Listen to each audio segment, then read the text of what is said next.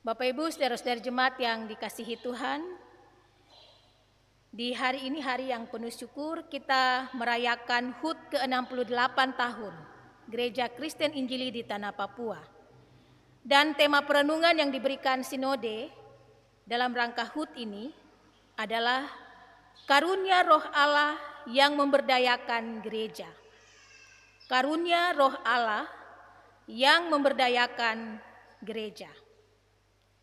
Jemaat yang dikasihi Tuhan, kita tahu bahwa kisah pencurahan Roh Kudus menjadi tonggak sejarah berdirinya gereja. Ini apa maknanya? Orang mengatakan bahwa ini menjadi bukti bahwa Kristus memenuhi janjinya. Dan juga dikatakan bahwa pada saat itu hari ulang tahun gereja, pada saat pencurahan Roh Kudus. Lalu kita bertanya apa maknanya? Bagaimana Roh Kudus itu bekerja secara operasional sehingga memberdayakan hidup kita sebagai orang-orang percaya. Saya mau membacakan Bapak Ibu, saudara-saudari sekalian, sepenggal tulisan dari sebuah dokumen yang paling ekumenis menurut saya tentang gereja yang dikeluarkan oleh Dewan Gereja-Gereja Sedunia. Dikatakan demikian. Pemahaman iman Kristiani yang hakiki mengenai gereja sebagai persekutuan orang-orang percaya dan misinya itu berakar pada rancangan agung Allah. Rancangan agung Allah bagi seluruh ciptaan, yaitu kerajaan damai sejahtera Allah. Rancangan agung keselamatan itu mencapai titik yang tidak terbalikan melalui inkarnasi, melalui kelahiran Yesus. Dimulai dari sana kemudian berlanjut dengan misteri Paskah, lalu Roh Kudus turun ke atas para murid pada pagi Pentakosta itu dengan tujuan memperlengkapi misi yang dipercayakan kepada mereka. Rancangan agung Allah untuk menyelamatkan dunia itu dikerjakan Allah melalui pengutusan Anak dan Roh Kudus. Itu sepenggal tulisan yang dikeluarkan oleh Dewan Gereja-Gereja Sedunia berkaitan dengan pemahaman tentang gereja. Mudah-mudahan kita bisa menangkap maksudnya bahwa kehadiran Roh Kudus itu mesti kita lihat dalam rancangan yang besar dari Allah yang agung tadi untuk menyelamatkan dunia. Tetapi rancangan itu belum selesai. Ini bukan karena Allah capek atau bukan karena dia bosan dan mau meninggalkan pekerjaannya begitu saja. Tidak sama sekali. Ditegaskan bahwa rancangan agung Allah itu justru dilanjutkan. Oleh siapa? Oleh Allah sendiri.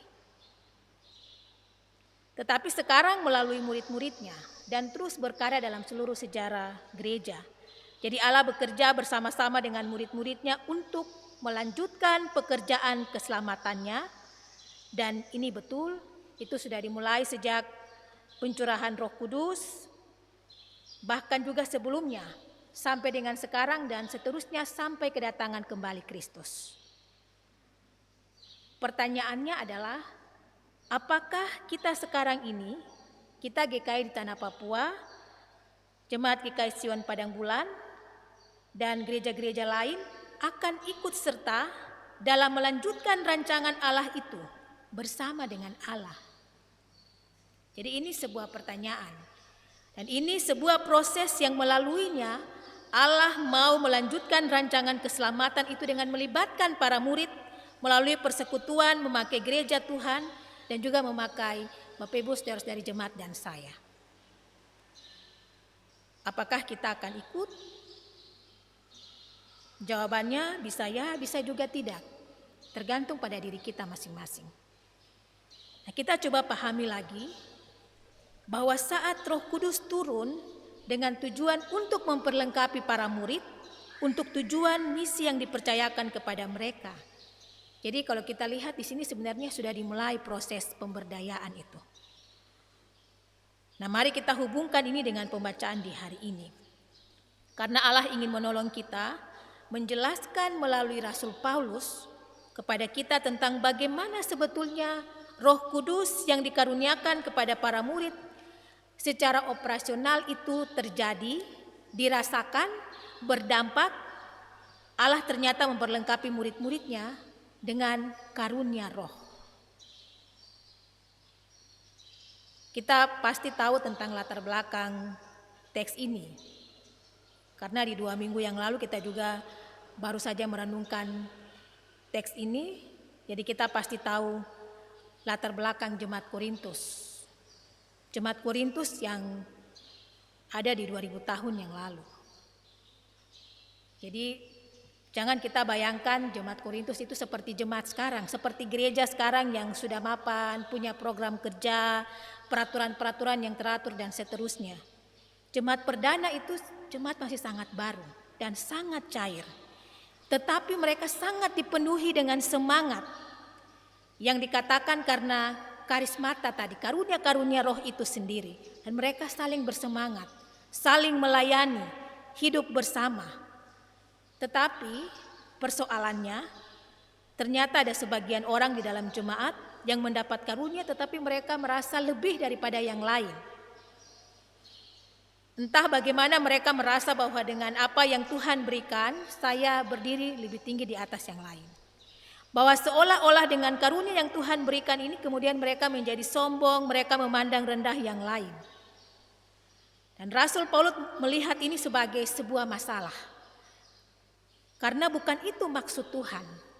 Ketika ia memberikan, mengaruniakan karunia-karunia roh itu, karena itu perhatikan ketika Paulus menegaskan di dalam bagian firman Tuhan ini, kepada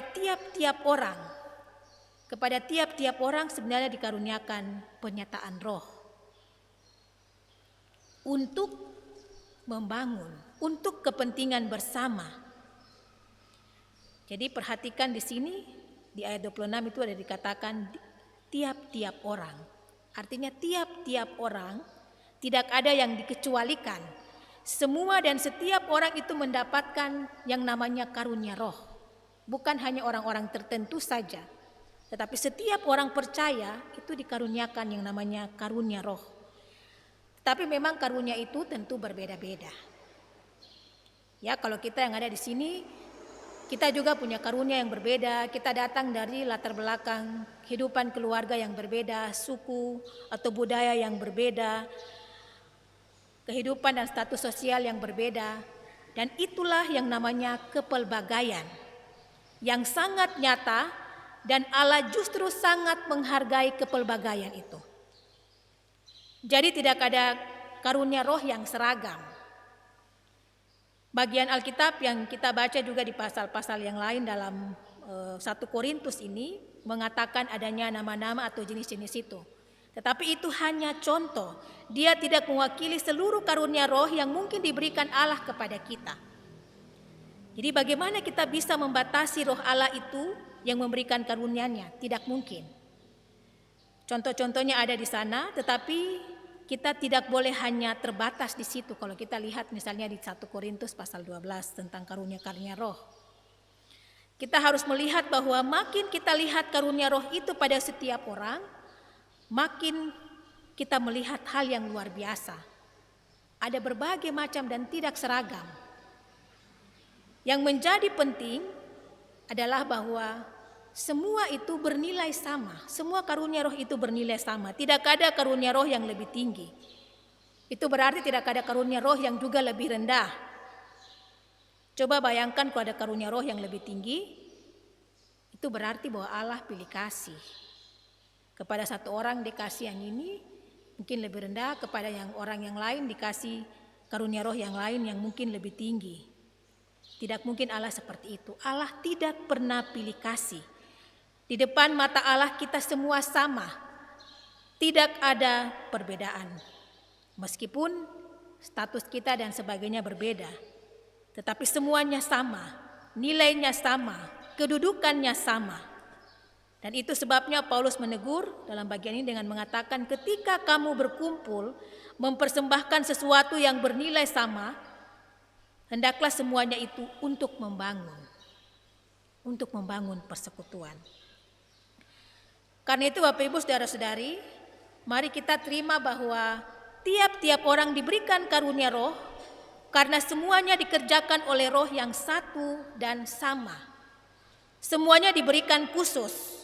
Itu artinya semuanya istimewa di hadapan Tuhan. Untuk apa? Ini yang menjadi penting. Untuk kepentingan bersama yang membangun. Jadi kalau terima karunia roh dan merasa lebih tinggi dan merendahkan orang lain, itu artinya tidak membangun. Artinya ada persoalan pada dirimu karena Allah tidak menghendaki itu. Supaya kemudian semua hidup bersama, saling melayani dan bekerja melayani untuk kepentingan bersama yang sekali lagi untuk membangun dan memberdayakan. Ini yang mau dikatakan oleh Rasul Paulus. Nah, kita sekarang Bapak Ibu Saudara-saudara, setiap kita tanpa terkecuali diberi karunia roh dalam pengertian tadi. Dan itu berarti luar biasa. Tidak mungkin kita hitung kepelbagaian itu, tetapi semua itu sekali lagi untuk kepentingan bersama, untuk membangun.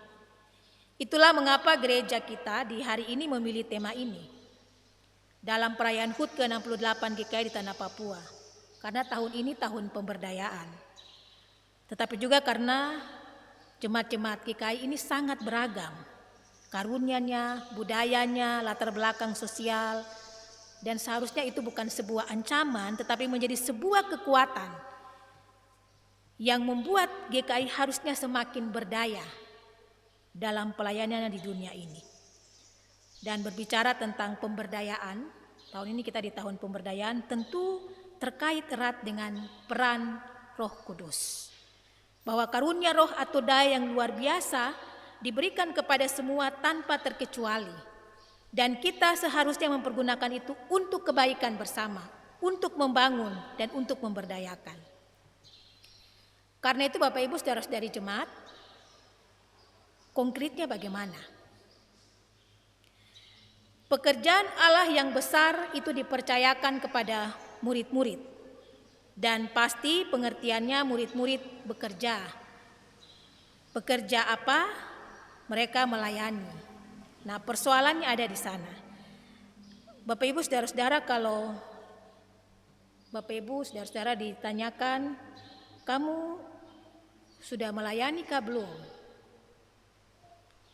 Kita sudah melayani kah belum? Kalau ada pertanyaan seperti itu, apa yang kemudian terlintas di pikiran kita?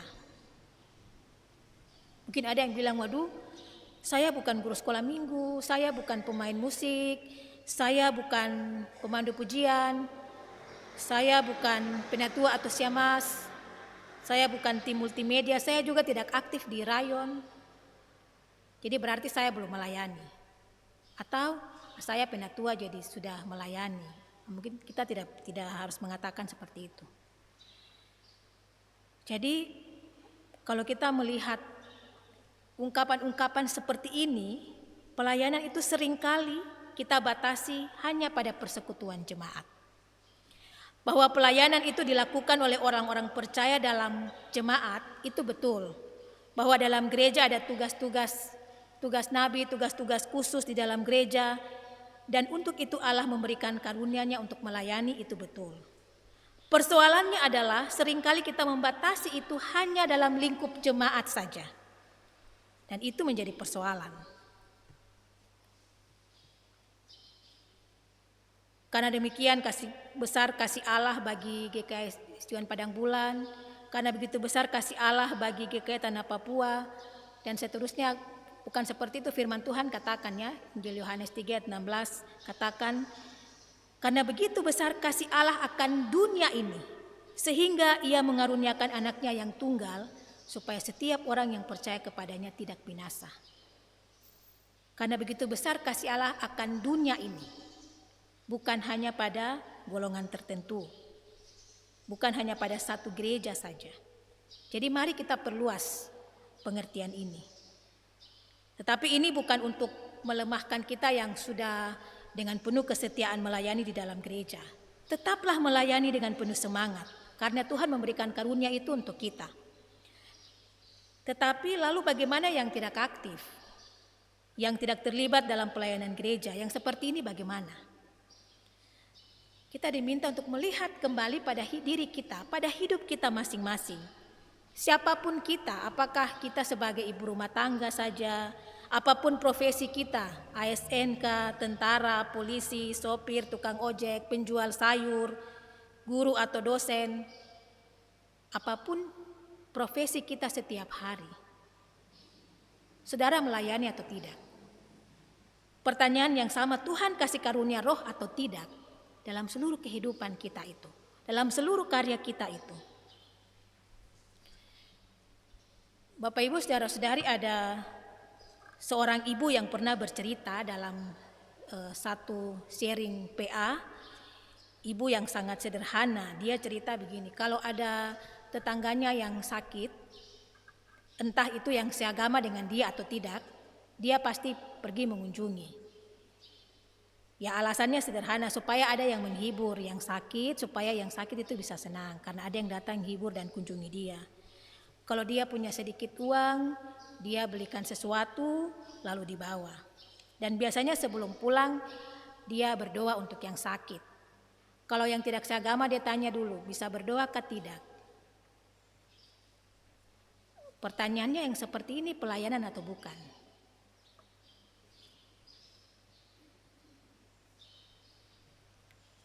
Iya, itu pelayanan. Tuhan memberikan karunia roh kepada dia. Dalam bentuk apa? Ya saya juga tidak tahu. Tetapi karunia roh itu sesuatu yang seringkali misterius dalam hidup kita. Karunia roh itu telah menggerakkan ibu itu, memperlengkapi dia, memberikan keberanian kepada dia dalam kesederhanaannya, memberikan dia hati yang penuh kasih di tengah hidupnya yang tidak berlebihan, bahkan mungkin pas-pasan saja dan kurang. Dan dia lakukan itu tanpa bercerita pada orang lain. Kebetulan karena itu di PA, jadi dia terbuka untuk menyampaikan apa yang dia lakukan. Saya yang melayani di sini, tentu Tuhan beri karunia roh. Teman-teman yang melayani di sebelah saya, Bapak Ibu majelis juga seperti itu. Bapak Ibu sekalian dimanapun kita berada, Tuhan memberikan karunia roh itu bagi kita. Tentu dalam karunia-karunia yang berbeda. Tetapi tidak ada yang lebih daripada yang lain.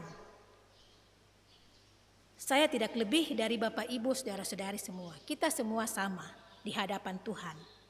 Karena itu jangan kita menutup diri kita, tetapi mari kita memeriksa diri kita. Mari kita lihat pada diri kita masing-masing. Kita tidak harus persis sama seperti ibu tadi, tetapi jadilah orang percaya yang yakin bahwa Allah memberikan kepada kita semua karunia roh yang berbeda-beda, yang seringkali menjadi rahasia di dalam diri kita untuk melakukan sesuatu bagi kepentingan bersama, sesuatu yang membangun persekutuan untuk orang lain, untuk kebaikan dunia, dan untuk apa saja. Jadi Bapak Ibu saudara-saudari yang aktif di dalam jemaat, semakin aktif dan giatlah. Bagi saudara-saudara yang kurang aktif, mari bergiat untuk melakukan pelayananmu di sana, dimanapun saudara berada. Karena Allah bekerja memberikan karunia-Nya bermacam-macam itu. Lewat hati yang bersemangat, hati yang berbelas kasihan, hati yang mungkin tidak membiarkan orang lain menderita di sekeliling kita. Itu karunia roh. Nah itu hanya contoh-contoh, daftarnya akan sangat panjang dan tidak mungkin akan final kita daftarkan itu. Karena tidak mungkin roh Allah dibatasi dalam pekerjaannya. Sekarang persoalannya ada pada Bapak Ibu saudara-saudari dan saya. Dan ini bagian dari refleksi kita atas tema yang diberikan kepada kita untuk kita renungkan di hari ulang tahun ke-68 GKI di Tanah Papua.